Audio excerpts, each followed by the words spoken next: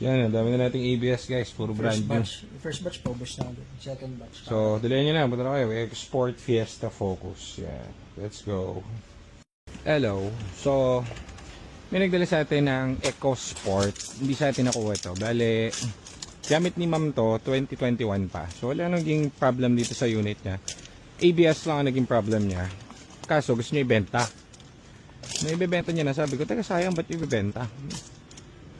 Bibenta niya raw kasi may ABS. Ngayon, pag na yung pagbebentahan nito, bibili niya na second hand ulit. Sayang guys. Kasi kung budget mo ulit 300 to 400, sayang naman ito, subok mo na tong unit mo. So, kami car dealer kasi kami rito. So, dahil car dealer kami rito, kikita ako pag binenta niya to. Kaso lang, honest opinion kasi, umaandar naman to yun, walang problem eh. So, sayang, diba? Natin ang kanyang ABS. Ganda niya na. Kanina yan? PMS. Pogi ah. Pag-cover gasket. Ate magaling yan? Hindi. Ayan na ABS. Ito na yung bago. Sige, kapit na. Saan pa kayo galing sir? Sa ano? Kabuyaw, Laguna. Kabuyaw. Si sir ang nag-repair sa amin sir. Thank you ah. Bablog ako sir eh. Problema. Lagi ko naman binabanggit niya sa mga naka-port.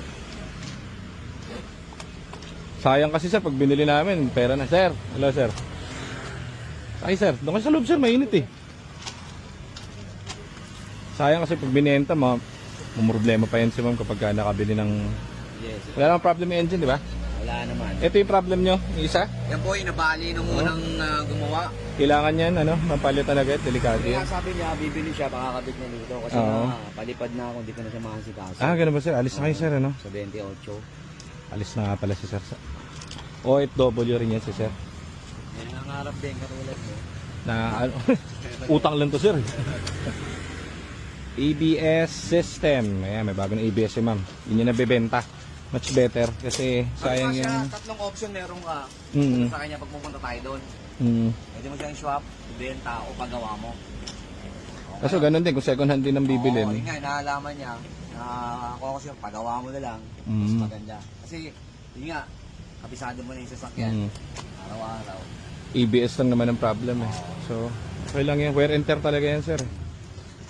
Ingatan na lang yung battery, sabihin nyo kay ma'am sir. Next time, para goods. Ito na yung bago natin kinabit na ABS. Ayan, pagkabit niyan, po-program na natin, then all goods na tong unit niya. So, installed na natin yung bagong ABS. May warranty na rin yan. Okay, let's go.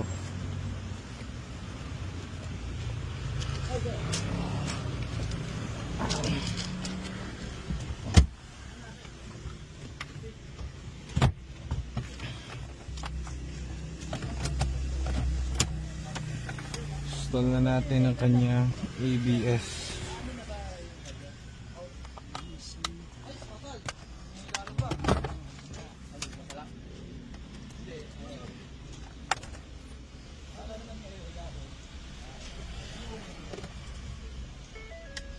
Buti siya nakakahukan niya sa sa Ford. Sila? Yes. Sir, thank you sir. Sir, Thank you so much. Thank you so much. Salamat. Ano Sir, po? ingat kayo dun sa biyahe nyo. Ito. Ma'am, kami na bahala dun sa nyo kapag may query kayo next Saka po okay. yung aking pump fuel, order lang ako. Orderin nyo na po para Nagtanong na po ako 15,000 guys. mahal eh. Oo. Kami na magkakabit. Kasi pagka po pinakabit ko kay Ford yun, baka naman singilin ako ng GC wheel. Hindi, pero kung mura lang din po ang ang kabit nila, ipasabay nyo na. Kasi yung bumili ako sa kanila nung sa water, yung sa reserva, 2,000 lang yun. Ang labor ay 4,000. So, po yung... Mahal naman. Ginagano lang. Oo, ay kinabit lang yun. Dapat yun yan, nagkabit. Yung kapitbahay ko nagkabit, 300 lang. Okay naman. Kaya nadala na, kaya Sabi ko, naku. Halika ka, madaling kinala sa tamang tao. Nakaligtas yung nyo ma'am, EcoSport nyo sa amin ha. Bibilin sana namin. Depressed na nga Sir, sa kanya. pag napag-isip-isip ng aking mga anak at pamangkin ay bumili ng bago, babalik ko sa iyo. Gamitin nyo muna. Kumbaga, Hindi sa akin na nakasaksak. sir, salamat. Ingat po kayo. Thank you. God bless po. Okay ma'am, ingat. I-endorse ko kayo. Ay, salamat sir. Kaya lagi ko yung sinasabi mga kaibigan ko, dalhin nyo na yan sa ano. GTA. Thank you, sir, ha. Ingat po, ingat po. Makaralin ko lang. Sige, sir. Laban din ako. Sige, sir. So, tapos na yung problem nila sa ABS na paulit-ulit silang na abnormal dun sa labas pag nagpapagawa. And one shot lang. Thank you.